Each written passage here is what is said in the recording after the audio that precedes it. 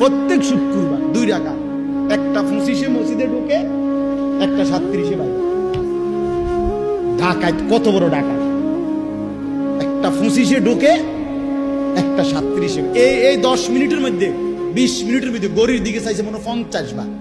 কারণ এই যে গুড়া কিরমি কামড়া,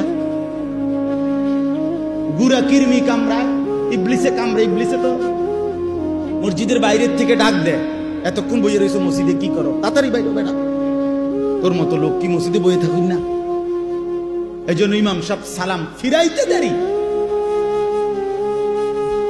সাথে সাথে মসজিদ থেকে বাইর হয়ে যায়। হায় মুসলমান, পরবর্তী 4 রাকাত সুন্নতে মুআক্কাদা নামাজ ইমাম সাহেবের আব্বার সম্পত্তি দেখা শুধু ইমাম সাহেবে পড়ে, সামনের কাতারের মুসল্লিরা পড়ে, আর আপনাদের জন্য এই নামাজের হুকুম নাই, এই জন্য আপনারা বের হয়ে যান নাকি? এটাই শরীয়ত? কথা বলেন না কেন? এটাই দিন। কুল্লু নাফসিন যায়িকাতুল মাউত, প্রত্যেক প্রাণীর মৃত্যুর স্বাদ গ্রহণ করতে হবে। এই পৃথিবী থেকে আমরা থাকার জন্য আসছি বলেন? আমাদের চলে যেতে হবে। এই পৃথিবী বড়ই স্বার্থপর, কাউকে থাকার জন্য জায়গা দিবে না, কাউকে জায়গা দেয় না, কাউকে জায়গা দিবে না।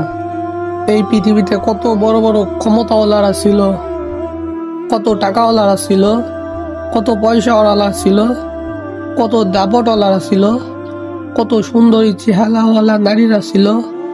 আজকের আর ওই টাকাওয়ালা নাই, আজকের আর ওই ক্ষমতাওয়ালারা নাই, আজকের আর ওই সুন্দরী নারী নাই। আজকে তারা মাটির সাথে রেজা করতেছে, রেজা করতেছে, তারা আজকে নাই, দুনিয়াতে চলে গেছে।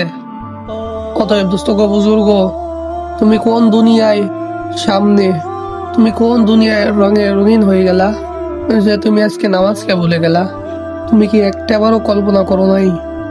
তুমি কি একটাবারও চিন্তা করো নাই যে দুনিয়ার জন্য তুমি নামাজকে ছেড়ে দিচ্ছ, যে দুনিয়ার জন্য তুমি আল্লাহকে ছেড়ে দিচ্ছ, যে দুনিয়ার জন্য তুমি রাসূলকে ছেড়ে দিচ্ছ, সেই দুনিয়াই কিন্তু তোমাকে লাথি মেরে দুনিয়া থেকে বের করে দিবে। অতএব দোস্ত গো, বুজুর্গ আমার, এই দুনিয়া থেকে আমাদের সকলেরই বিদায় নেওয়া লাগবে।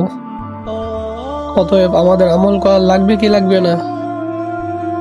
তো ভাই, এরপরেও তোমরা যদি না বোঝো, তাহলে কিভাবে বুঝলে তোমরা বুঝবা আমার জানা নাই।